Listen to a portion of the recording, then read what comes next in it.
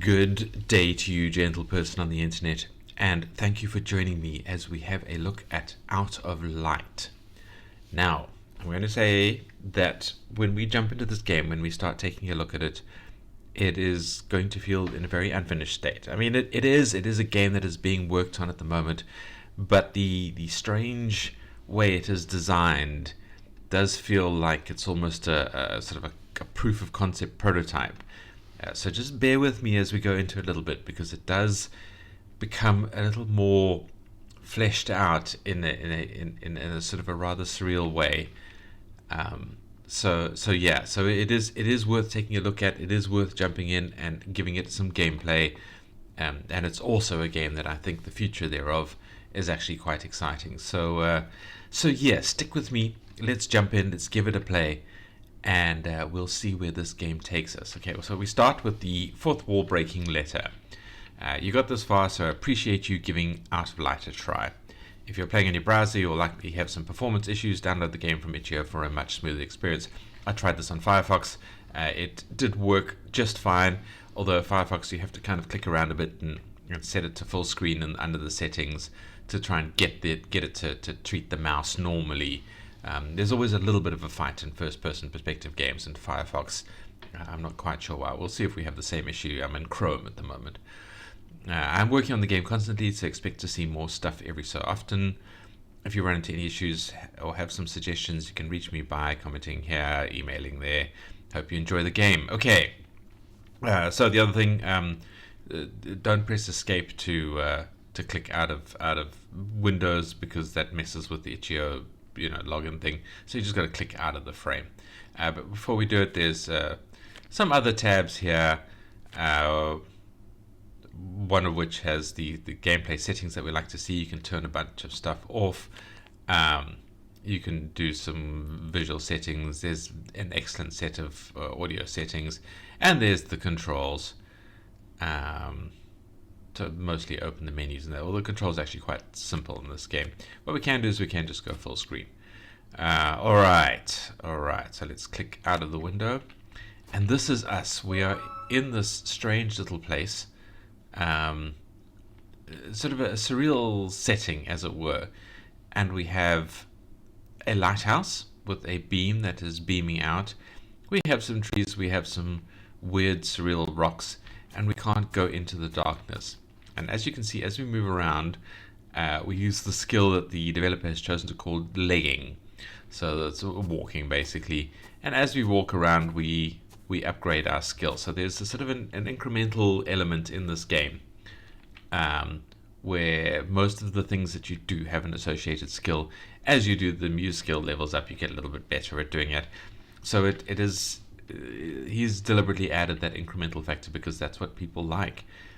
So you have a first-person sort of resource gathering, element in the game, where we're going to do it now. You punch a tree, basically, in the traditional Minecraft sense.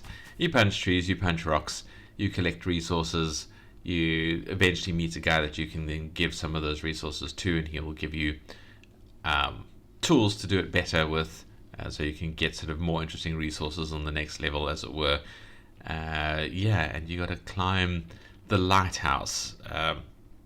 The game is apparently short. I think there's just 4 realms, as you can see here, before you get to the end, whereas he does say that he's planning on adding a lot more stuff in the near future. So we can talk about that in the critique section. We can have a good look forward to that. All right, there is a mailbox, which gives us an in-character introduction as opposed to the out-of-character starting letter. Greetings, Keeper. I'm sure you might be wondering what this place is and how you got here, but first things first, feed the furnace. I'm afraid I don't have much time, but I'm sure you'll learn quick. Here's some tips for you to get started with. The lighthouse connects to many different worlds. It pushes back the darkness. Things get pretty strange in the dark, but also rewarding. The lighthouse is powered by a furnace behind the building itself. Now, I know that's not much to go off of, but there's a reason you're here, just as it was for me, so I'm confident you'll figure out the rest yourself. Good luck, your predecessor, who may be a predeceased. Alright, and that has pushed our usable terrain back a little bit. Now there's also a door here, but we can't get into it yet. It's got these metal sort of bars over it, and that will take us to the rest of the thing. But what we need to do is, we can look in the window here, this furnace that powers the lighthouse needs some resources. So you need to put some wood in there, and furnace smacking is what you do to rocks and things like that. So you need to shove some rocks in there. So I'm quite surprised the furnace requires rocks. Now I'm not sure if that is the amount it currently has in it or the amount that it requires, but eventually this will say on and the furnace is on, and then you can use this wheel here to turn the furnace off, because there are some things that are only available in the dark, but there are also some enemies in the dark. You can also look through this window. Interesting, it looks like bamboo. I don't think it does from the other side. Anyway, so that is what we need to do. We need to now, let's go and stand near the furnace so we don't have to run too far. We need to go and punch some trees. And you can just hold down the fire button. A bit of a very brief lag spike as it loads in the first few resources. But we have discovered that there are trees. We have discovered that we can punch them and get some wood from it. Yeah, and the tree does slowly lower as we're punching it. And I think the green blob at the top also sort of shrinks in. And as you can see, our sort of chopping level has gone up as well. This game is, as I said, deliberately meant to have these kind of grinds in it, because he's trying to tickle that little button in the brain that people who like these kind of sort of grindy elements, sort of resource gathering and things like that in a game, which I am a fan of. Alright, so now we've got some wood. We've got 75 wood. We can go shove it in here and see what happens. You just got to left click on the actual grid. It says philanthropy discovered. Alright, so we've got, so this bottom number sort of says 81. And that still says 200. So do you think we need to give it 200 to reach that? I don't know. But yeah, as you can see, it has lit up the world. We can now run further out there. I did run around a bit. I didn't find anything too interesting. So yeah, I'm not going to go and chase around into the wilderness. I'm just going to chop some more stuff up and get the fire going so we can go and look inside the lighthouse eventually. I need to go and punch some rocks just now as well.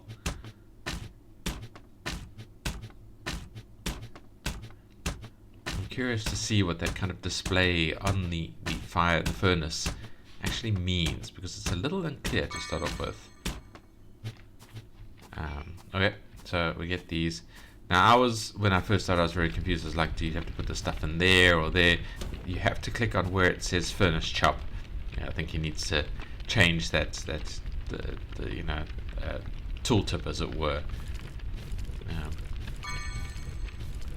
Alright, we also have philanthropy. Alright, so we've got that far. Do we need to put some rocks in? Let's go punch a rock and shove some rocks in as well. Well, we have discovered smacking, and we have discovered some rock.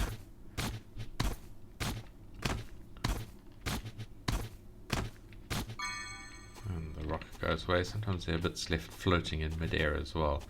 And let's shove, so we have 22 rock. Let's shove it into the furnace smack element. I think that might have just increased this number, which is dropping very slowly as it powers the furnace. I think there comes a point where if you put enough stuff into the furnace, it stops going down and the furnace is just permanently lit, and the little wheel allows you to turn it on and off as you need it. Let's punch another rock, shall we? Get our smacking level up a little bit higher.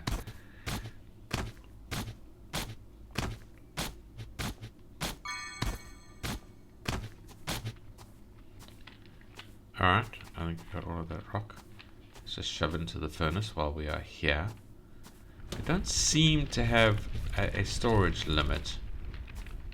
Okay, I'm starting to think now that the top number is what we're trying to reach.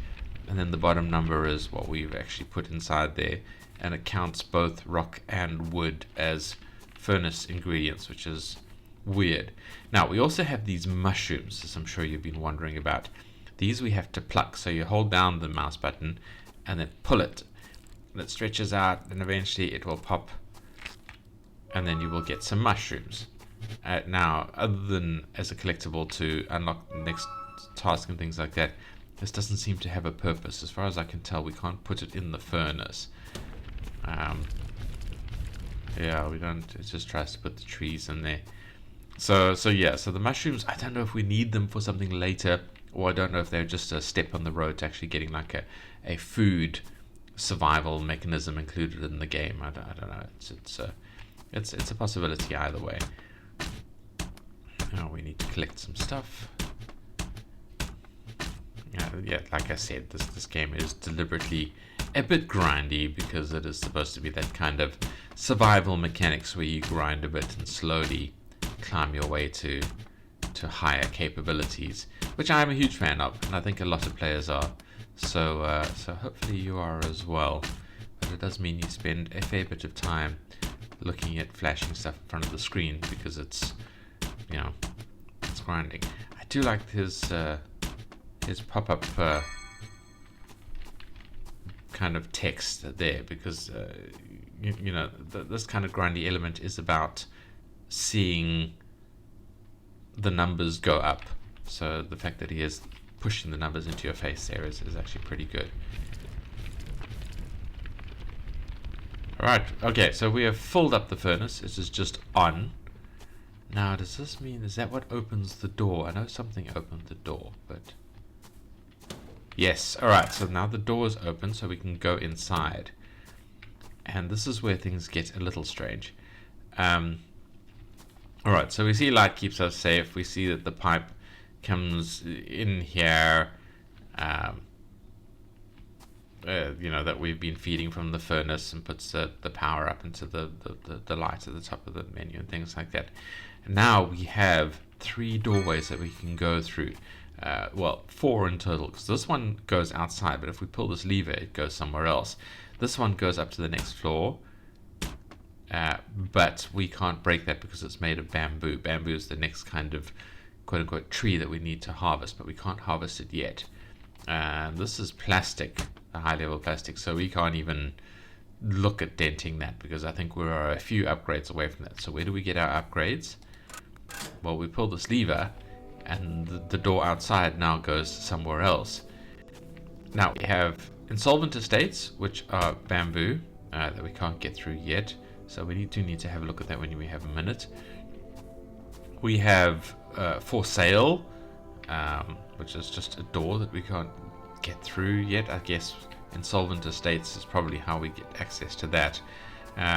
We also have the Parch Proclaimer, also has been foreclosed on, so probably also something through insolvent estates that we can get access to. And then we have Smithers' Smithery, which is fine, which is this rather dramatic looking room and a vaguely Greekish styled structure made of granite, I guess, or at least this stone's PNG. Anyway, so Smithers here is this lad who's a two-dimensional sprite that faces Smithers's. If we right click him, he says looking to buy, talk to the table. No quest here, buddy. Well, maybe in a few months. Alright, so that's his 3 conversational elements. If we click on the table, we can see we can buy a rock axe, which costs 198 rock and 99 tree. We can buy a tree axe, which costs 99 rock, 198 tree. And then tongs for plucking, which costs 99 of each. So we need quite a bit of resources to gather before we can buy any of those things. So I think let's go and punch some more trees. We can get our new axe and then have a look at what the insolvency estates are like. So we head back through here. Oh, we pull the lever and we can go out and punch some trees. And I think at this point I'm going to say, well, we've had a look at kind of what the game does. We're still going to show some more gameplay, but we can do some critiquing while we wait for the resources to come in. So I will say, if you are just interested in the gameplay, well, there is more interesting gameplay to come, so don't leave just yet in case you want to head out. Thank you for watching. Don't forget to like or dislike if you like or dislike the video. Don't forget to leave me a comment telling me what you liked, what you disliked, what you had for breakfast, anything else you feel like telling me. I really just want to hear from you guys. It's good for the video, and it's good for me, and it's good for you as well, because engaging with the video will tell YouTube that you want to see more videos about gaming. Oh, you know what I haven't shown you is what happens at night. I haven't really seen an awful lot of what happens. I say night, it's when the lighthouse is off. So let's turn the lighthouse off. And there is an interesting mechanism here that I'm not sure about. Alright, so we have turned the furnace off, and we can just use the wheel again to turn it back on.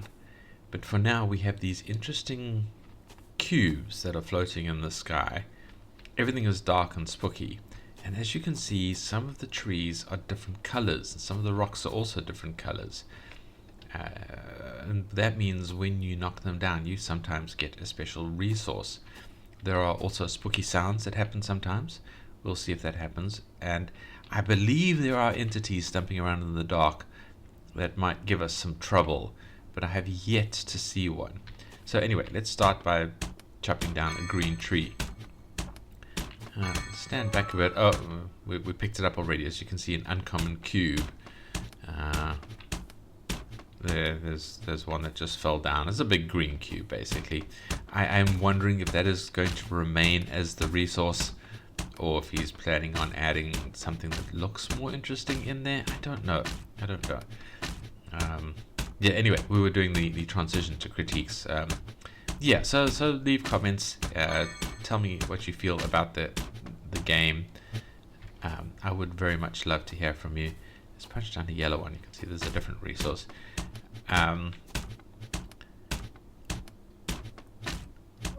Yeah, inverse donut hole, which is just, as you can see, kind of a round yellow shape. Anyway, I want to say that don't forget to click the subscribe button if you want to see me review more indie games. I try and do a game a day. I'm probably going to try and maintain that rate as long as I can. I might slow down eventually, just because, you know, there's only so much that I can do. There's actually a green mushroom there. We'll have a look at that next.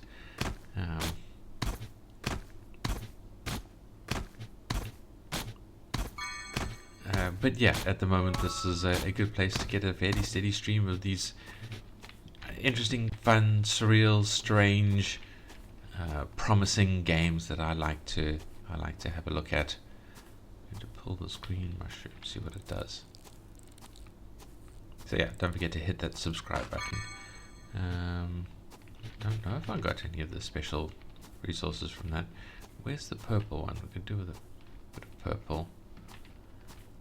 You can kind of get a little bit lost here. There's a purple one, because I have lost track of where the it's over there. Alright, where the lighthouse is. So yes, critiques. I'm not going to talk through my usual sort of set of things. I think that the only real critique here is the, I suppose, the visual state of the game and the lack of kind of guidance within the game. We don't know quite what we're doing. It's the problem I had with the game, the problem with the critique, is that I'm not quite sure how much of this UI is because of the way the game is in a somewhat unfinished state. You know, we're not really, you know, it's not completed. These placeholders is what a lot of these visual elements feel like to me. Stuff that you know, is a promise that something a little more visually interesting will be here at some point in the near future. And I don't know if that is in fact the case, but yeah, this is a lot of what it sort of feels like. Um, so you can't really critique that because it's just it's part of the development process. It's just a statement of, I'm going to have something more visually interesting in here, so don't bother even commenting on this at the moment because it's going to it's going to be changed anyway. I already know that this needs changing. Or is it deliberately the way it is because it's trying to be surreal? Or is it deliberately the way it is because the developer just doesn't care? This is just a throw out there offering. I don't think this developer doesn't care, so I think we can rule that one out. I think this is very much the first stages of a game that's going to have a lot of work done on it. So we're kind of stuck going, how much of this is the appeal to the surrealness of the resource, of the setting, of the context, and how much of it is actually a statement on the nature of the world, and how much of it is placeholders that are going to be replaced by something more compelling as they move on. I'm going to turn the darkness back off. I've yet to see any of the strange creatures, the entities that lurk in the darkness. I'd like to see more of that at some point. Let's go pull some mushrooms. But yeah, so back to my point there is that this makes it quite hard to critique this game. I don't know what to talk about. I don't know what's deliberately in a specific way. I don't know what is just a placeholder, or I don't know what is that the developer has screwed up, that he's showing us something that that he's forgotten about, that he hasn't realized, that he thinks is fine, but other players like myself might not like. So yeah, I think the important thing is to take that into context. If I'm critiquing something, it might be something that's already going to change. It might be something that isn't going to change because it's deliberately part of the way the game is built, or it might be something that that is in fact a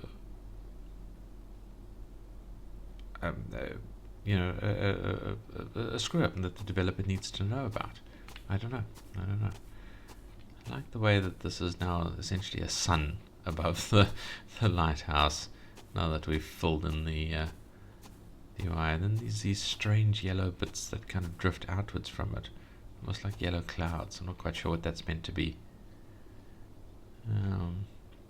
There is still an edge to the space here. If you go all the way out, you just come up against kind of almost a mist wall, an invisible wall.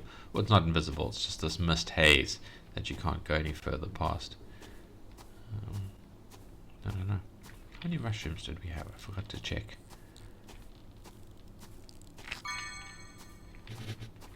Alright, we need more than 100, so let's pull some more mushrooms out. So yeah, so my primary critique is the lack of guidance, as you will. Not so much tutorial, but when you have resource collections, when you have incremental games, when you have survival quest games, you normally have some kind of log or something that tells you what you need to collect, what you're working towards, what your immediate goal is, what your overall goal is, all of that kind of stuff. You have guidance in the game, so you're not just scrabbling in the dark, as it were. So I think that's something that I would really recommend the developer include as early as possible, because it makes a much more comfortable gameplay experience when you know what you're trying to do.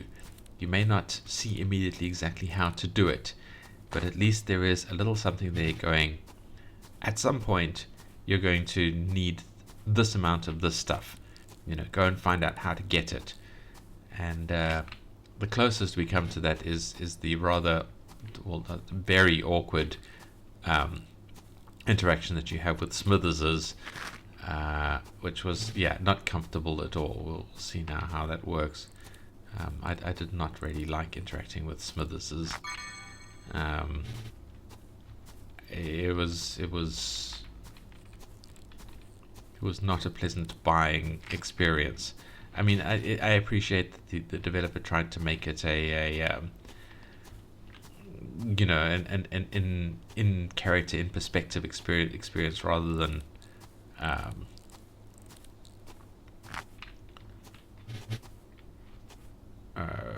just a pop-up menu. But you know, there are many advantages to a pop-up menu that I think overrides the desire to have it in a sort of a in character perspective in a game like this.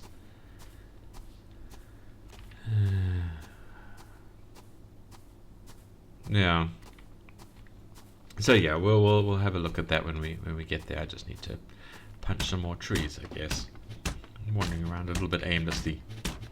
So yeah, I think more stuff in the UI, or more stuff accessible through the UI. I mean, I suppose there is some stuff there. Let's hit some buttons and see what the UI gives us in a moment. Let's finish this tree off first. I think I need essentially 1,000 wood and 1,000 stone to get my gear leveled up. Just 100 mushrooms for the plucking thing. I think it's about what I need. Right, so tab to bring it up. Let's see. We have logs, which is just our letters, which was our 2 letters. We have discoveries. It's all the things we've discovered so far.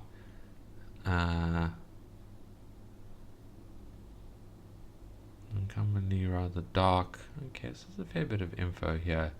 It looks like we can only carry 1,000 of them. Let's get up to 1,000 trees and see what it has. There's our skills. We don't have any tools yet. We don't have any upgrades yet. Has all our settings. We've already had a brief look at that. And this thing just tells us that the last autosave is at that point. I don't know if there's a way to delete your save. Alright, here's all the stuff that we have. Where is our lighthouse? Alright, I'm just going to punch a tree here. I just want to get up to 1,000 wood and see if how that works. Where are we in line? Okay. To the right as we come out the door. Because I also want to see if we end up not being able to pick up stuff that's left lying on the ground. Does it eventually sort of vanish, fade, or can we just, you know, does it just stay there? We can just come back and pick it up once we're done. So I'm testing a little bit here. So yeah, the first critique is like what the hell is going on, I guess is kind of what I'm trying to say here. We leveled some stuff up there, I think that's what it meant. Alright, let's punch this tree.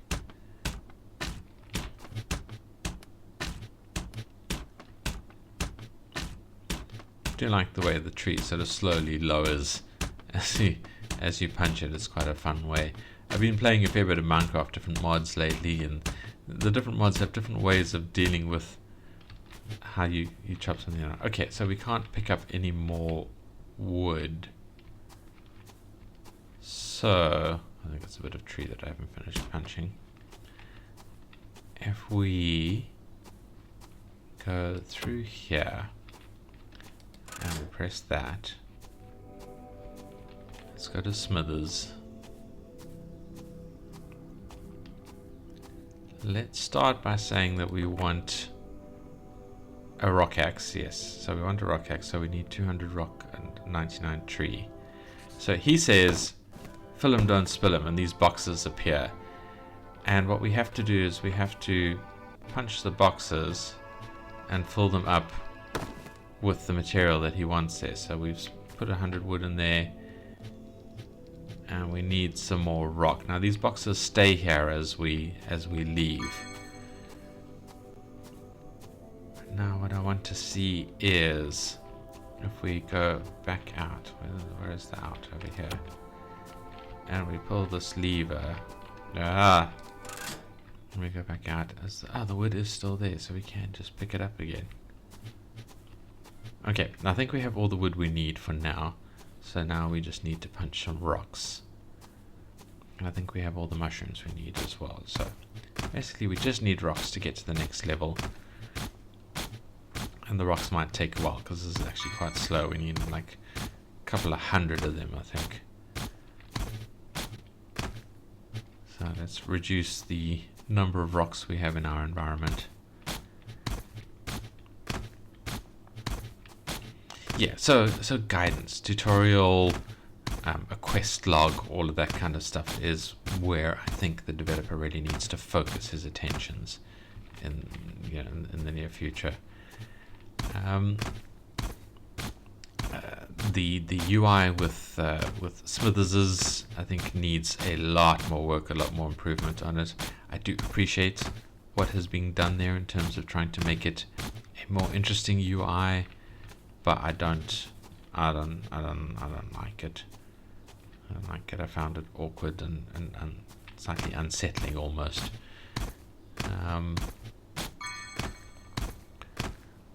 And then here we're talking about this the darkness element. Now, the game is supposed to be kind of about the almost survival around incremental increase, make the numbers bigger kind of thing, which is fine, but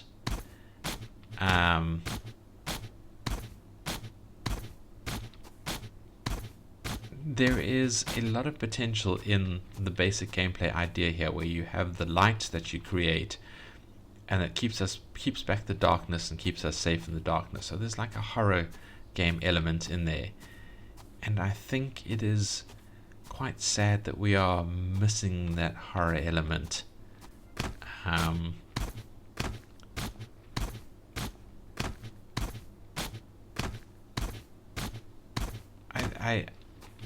I didn't really get the darkness is quite spooky. There's like weird stuff happening in there, and I didn't really get the idea that that it was much of a threat, and I kind of missed that. There's a lot of weird stuff happening here with these rocks. I think there were like 3 on top of each other here or something like that, which is nice for collecting resources. Certainly no arguments with that. Oh, maybe just 2. I definitely need a lot more rock. Yeah, I think more scary stuff, more threats, more bad stuff happening in the dark would be nice. Again, I was playing Minecraft quite a bit recently, and then I downloaded the horror pack, and Minecraft is nice, and I play with a lot of mods and things like that. I have played the vanilla quite a bit as well, all of that kind of thing, but it is quite intense to have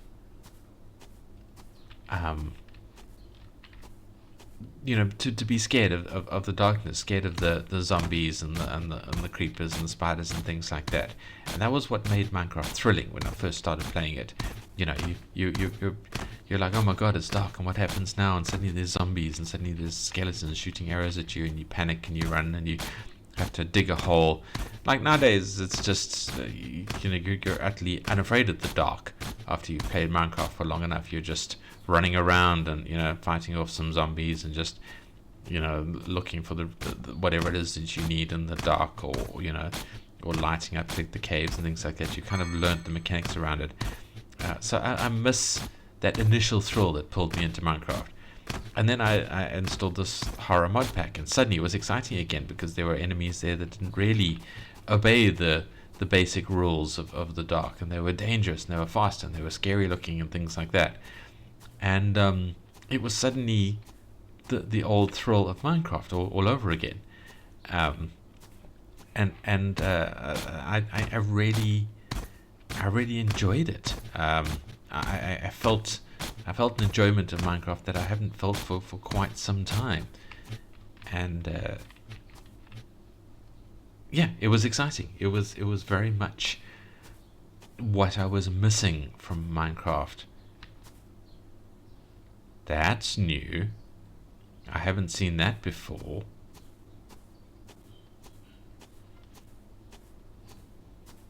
let's go and have a look at this, guys. Let's see what it is. You and I are going to explore this together for the first time. Okay, it's not very interesting. It is just a little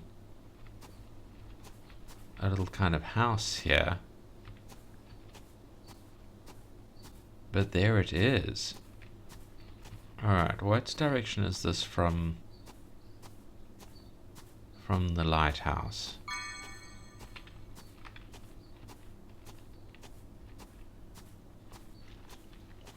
Okay, so it's from between the furnace and that window. It's pretty much that direction out. So we are going to turn this off and see if there's something interesting out there in the dark. So it was about here. It was out this way. See if it does anything interesting at night. Where was it? It was somewhere around here. Can we even see it in the dark?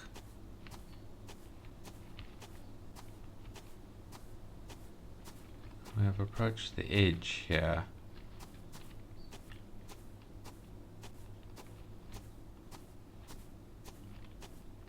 Did we go out the right way? I think we did. Did it disappear because we moved away from it? I don't know.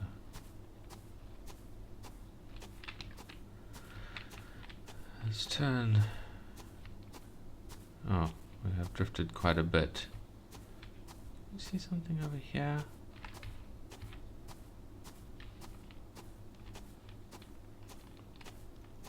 I am looking for more interesting things happening in the dark, I will say. Ah, here it is. Do you do anything interesting in the dark? No? Can't punch you, we can't punch the wall.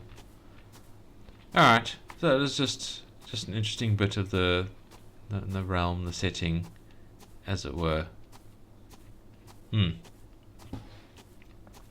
Anyway, yes, so the mod pack returned all that thrill that I had for playing Minecraft, the excitement that I had, the way that I enjoyed it. Because it brought the risk back, it brought the threat, but more importantly, it brought the ability. I had to learn the new ways to kind of deal with these new threats.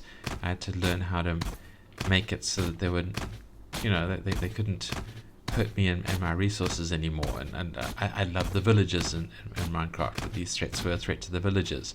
So that really compelled me. I was really trying to get those villagers in a happy and healthy state.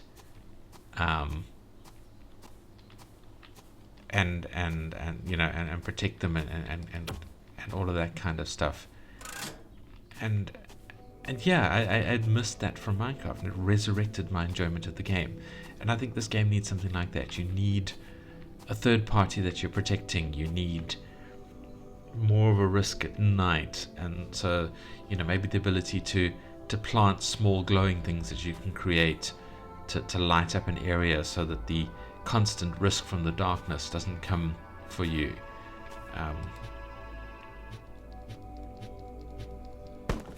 Alright, so we now have our pickaxe, and I think we have enough to get our other tools as well. Alright, so we got our pickaxe. Let's our rock axe rather.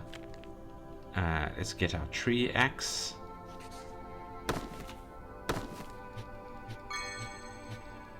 All the rock needed. We might not have enough rock for our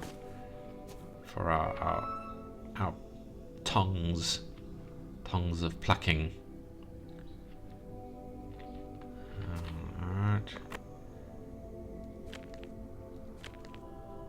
Yeah, we need 98 of each. So let's put all our mushrooms in. That's full. What are you? This is our rock that we're not going to have enough of. It's going to be right at the edge there, but I think the wood we have enough of, so we need to get a little bit more rock. Alright, let's go and hit some more rocks, but it should be a bit quicker now because we actually have our axe. lever. It auto switches our tools when we walk up to something that we can actually use the tool on. So it'll switch to the axe when we walk up to a tree, but now that we walk up to rocks, it auto switches to the thing.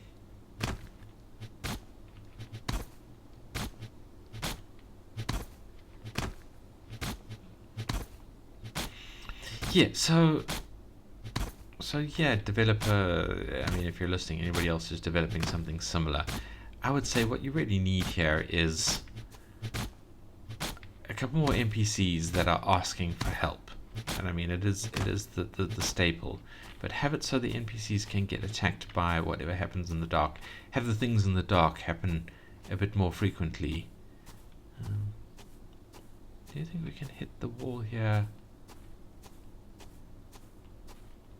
with our axe now that we have an axe? Is this breakable?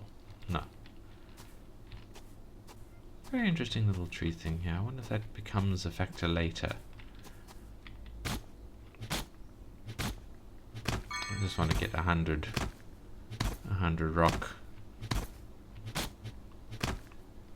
And then I think, just for the sake of the video, we can go and explore what is happening in the office with the bamboo door.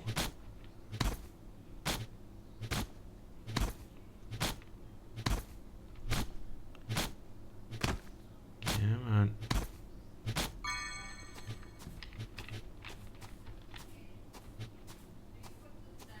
Alright, that should be enough rock for us. Let's go and see what else we can find. We can get our final tool. Lever first.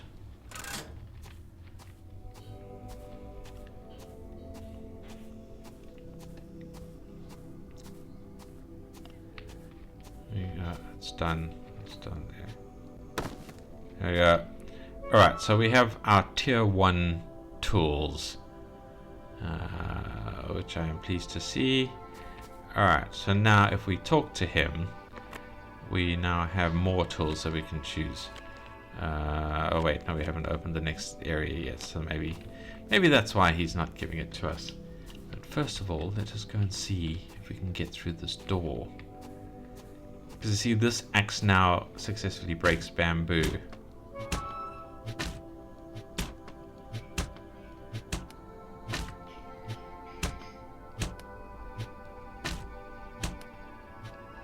Alright, what do we have in here? Okay, we have a person to talk to, I think. Totally legit upgradery and miscellanea. But nothing else in here. There's no other NPCs, are there? Alright, this dude appears to be a giant apple. What are you going to offer us?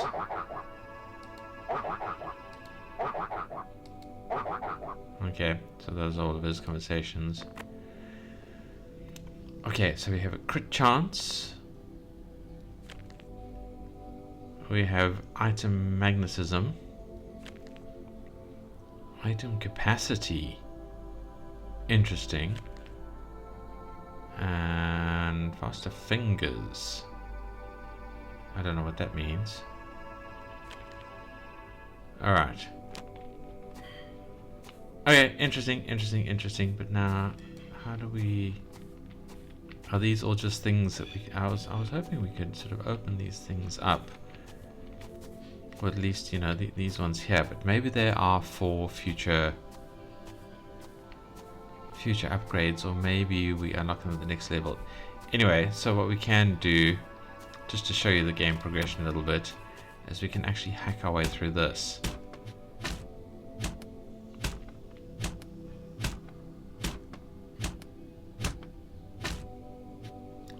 Alright, and then walk up the stairs. And we have entered the next level of the game. So now we have a completely different bit of map that is again quite dark. We have bamboo trees that we can chop down to get bamboo out of. this is now what we need to pluck, which is the ceramic jars, and then we now get marble. And I find this realm very, very surreal because it's kind of got an Asian-ish theme with the bamboo, although this is the kind of sparsest bamboo forest I've ever seen. Bamboo normally grows in quite a dense pack. But we have these weird leaves that I don't think are bamboo leaves, and they don't seem to have come from somewhere. And the marble is definitely not what I would associate with a bamboo-heavy realm. Marble is very much sort of more of the ancient Greece thing. Anyway, we need to shove up to 1,000 resources into this furnace to unlock this area and do all of that kind of stuff. And that's it. I'm going to stop there. So yeah, the usual critiques, just to mention them very briefly. The UI is quite excellent, other than buying from the, buying your upgrades and things like that. I don't really like the way that works, but it's fine. Sounds are all quite good, quite acceptable. I'd like to explore the trouble of the darkness a little bit more. I don't know if we'll be able to get it here. Let's make this dark.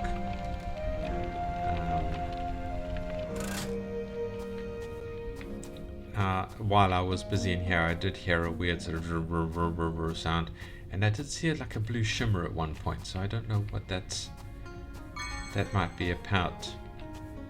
I don't want to lose the lighthouse. Okay, we can see the beams in the dark here. As you can see, it's the same green and purple things and blue that we had before. It seems to drop the same resources. But yeah. Anyway, critiques. Yeah, the artwork. I think the game looks very interesting. I love the surrealness and the weirdness of this region. Is this a green thing? Didn't drop any of the resource. Interesting. It only has a chance to drop the resource. So yeah.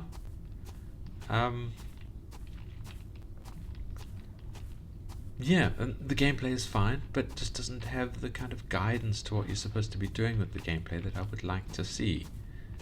And then, as I said, there's not really enough threat in the darkness, not enough threat of friendly NPCs and any of that kind of thing.